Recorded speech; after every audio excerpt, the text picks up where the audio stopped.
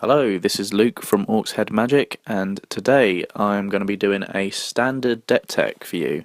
This is mono red aggro. It is, to me, one of the quickest decks in standard at the moment, and yeah, pretty much just get all your creatures out and swing every single turn and win. We'll go on to the creatures first of all. We're playing quite a fair few creatures. There is 4 Falkenrath Gorger, which is 1 red for a 2/1, and each vampire creature card you own that isn't on the battlefield has madness. Now, this ability we do use for a few other cards, but mainly it's a 1 mana 2/1, and that's why we're using it cheap. Now, the second 1 mana card is Bomat Courier, which is 1 colourless for a 1/1 with haste. It's an artifact creature, and then whenever it attacks, you exile the top card of your library face down, and then you pay 1 red mana, discard your hand, sacrifice Bomat Courier, put all cards exiled from Bomat Courier into their owner's hands. Now, again, you can use this card for a discard outlet, but again, it's a quick creature that can get in damage. You can replenish your hand because, of course, you're going to be dumping your hand quite easily in this game with this deck. And it's just such a good creature to bring out on turn 1. Next 1 drop is Insolent Neonate, which is 1 red for a 1/1 with Menace, and you discard a card, sacrifice Insolent Neonate, draw a card. Again, another madness outlet. Menace 1/1, and I mean it's another cheap creature. And of course it's a vampire, so it'll have some synergy with Falkenrath Gorger. The next 1 drop is Inventors Apprentice, which I'm only running a 2 of, which is a 1 red for a 1/2. Inventors Apprentice gets a +1/+1 as long as you control an artifact. Within this deck, we are playing quite a few artifact creatures, so you're going to be getting that synergy, and again, another 1 mana card with a lot of value in it. Now we are going to go on to the 2 mana cards, which is 2 mana creatures, sorry. The first 2 mana creature is Lupine Prototype, which is 2 colourless for a 5/5 Wolf Construct.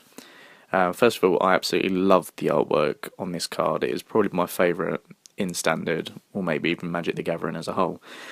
Lupine Prototype can't attack or block unless a player has no cards in hand. Now, this works well if they're playing aggro, if they're dumping their hand quite quickly, but within this deck, it's all about, you know, for us, that we are getting rid of our hand as quickly as possible, and then we have maybe 1 or 2 Lupine Prototypes on the field, and we're just swinging in with a 5/5. Next, we have Scrapheap Scrounger, which is a 2 colourless for another artifact creature. It can't block, but it's a 3/2. And for 1 colourless and 1 swamp, exile another creature card from your graveyard and return Scrapheap Scrounger from your graveyard to the battlefield. Now, this card has been played in a lot of decks at the moment in Standard, and especially because, I mean, you can use its ability at instant speed, and you know it gets killed in your turn, your opponent's turn. You then pay the mana cost, and you get it back on their turn, and then when it's your turn, it's pretty much as if the creature's haste. So an amazing card. Again, Lupine and Scrapheap Scrounger and Bomat Courier all have synergy with Inventors Apprentice for having another artifact on the field. Now, the next card we're playing is a new card from Aether Revolt, which is 2 mana, 1 colourless and 1 red, and it's Kari Zev Skyship Raider, which is a 1/3. It's a legendary creature, so we're only running 2 of. It has First Strike, Menace, and whenever Kari Zev Skyship Raider attacks, create a 2/1 legendary red monkey creature token named Ragavan. That's tapped and attacking, and then you exile the token at the end of combat. This card is very, very good for aggro. First Strike and Menace means the card is very difficult to block and get rid of. And then, of course, it brings out a 2/1 red monkey token, which, if it dies, it doesn't really matter because you're going to be getting it back every time you attack, and it's another creature to sort of whittle down your opponent. So we're running a 2 of those. I mean, if it wasn't legendary, then we'd probably run a 4 of, but you wouldn't see a non-legendary creature with that type of ability. Now, and the last 2 drop is Furyblade Vampire, which is 1 colourless, 1 red. It's a vampire creature, so again synergy with Falkenrath Gorger and Insolent Neonate, and it's a 1/2. However, it has trample, and at the beginning of your combat, combat on your turn, you may discard a card, and if you do, Furyblade Vampire gets +3/+0 until end of turn.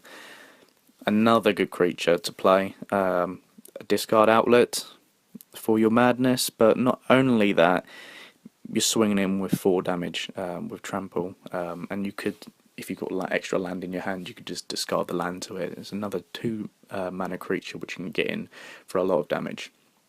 And now the last creature, which is actually a 3 mana creature, but we are going to be playing it for 2 mana because of its ability, is Reckless Bushwhacker, which its initial cost is 2 colourless and 1 red for a 2/1.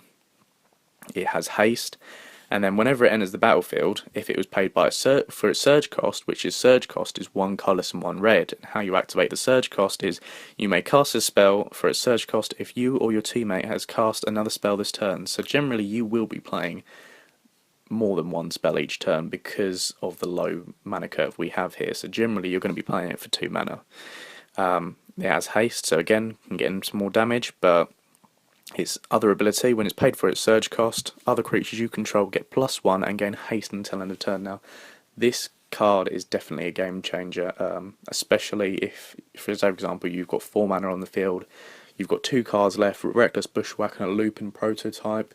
You play the Lupine Prototype and then you play the Bushwhacker for its surge, giving everything haste. You've got no cards in your hand, so Lupine Prototype swings in for 6/5. Absolutely crazy card, and it can just absolutely pump your team and win the game.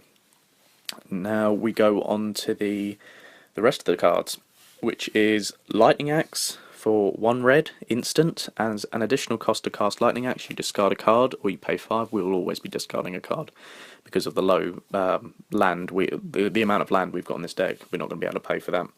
And then Lightning Axe deals 5 damage to target creature. This is just very, very good removal for big creatures. Of course, you will sideboard it out if they are playing sort of decks which don't have big creatures.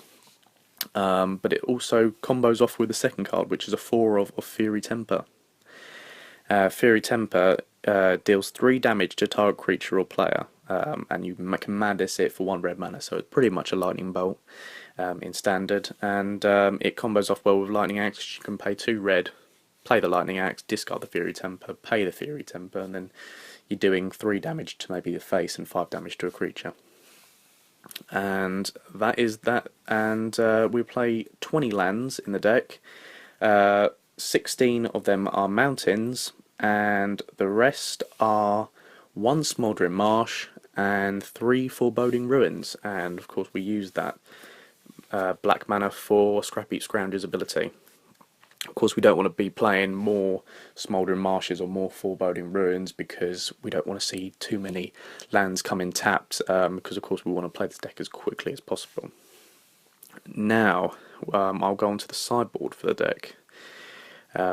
First of all, we've got a 2 of Shock, which is a new card from Aether Revolt for 1 red mana, deals 2 damage to target creature or player, a slightly weaker Lightning Bolt. However, it's a very good card to sideboard in if you maybe want to speed things up. Maybe they're playing some weaker creatures, and especially those games that might drag on, and they're low on health. You sort of want to top deck a burn spell, so you put some more burn spells in there. Next, we're playing a 3 of Dual Shot, 1 red, instant. Dual Shot deals 1 damage to each up to 2 target creatures. Now, this is a good card against maybe a mirror match. You're playing against another aggro deck. They've got a lot of creatures with less toughness, with 1 toughness, and you use Dual Shot to just sort of counter them and make sure that you have the board open for yourself. Next card we're playing is Magmatic Chasm, or Chasm. 1 colourless and 1 red for a sorcery, and creatures without flying can't block this turn. Now, this is a very, very, very underrated card. Of course you wouldn't be sideboarding it in if they have flying creatures, but if they are playing a lot of creatures, this card is definitely an amazing card to have in your hand. Sort of, you've got the whole board open. Maybe there's a bit of a they clash. Maybe they've got loads of creatures, you've got loads of creatures. Neither one can swing because they'll lose stuff. But you've got Magmatic Chasm. Sorry, you play it, and you swing in and win pretty much. Next we're playing is one of Key to the City, which is 2 colours for an artifact. You tap it to discard a card. Again, madness, outlet.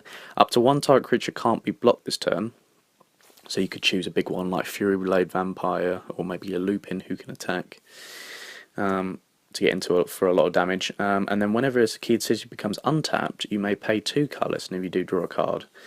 This is a very good card for maybe if they're playing a lot of discard sort of cards, where you're discarding your hand and you're running out of cards.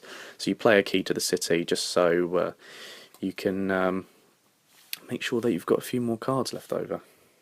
Next card we're playing is Tears of Valakut, which is 1 colour and 1 red. It's an instant.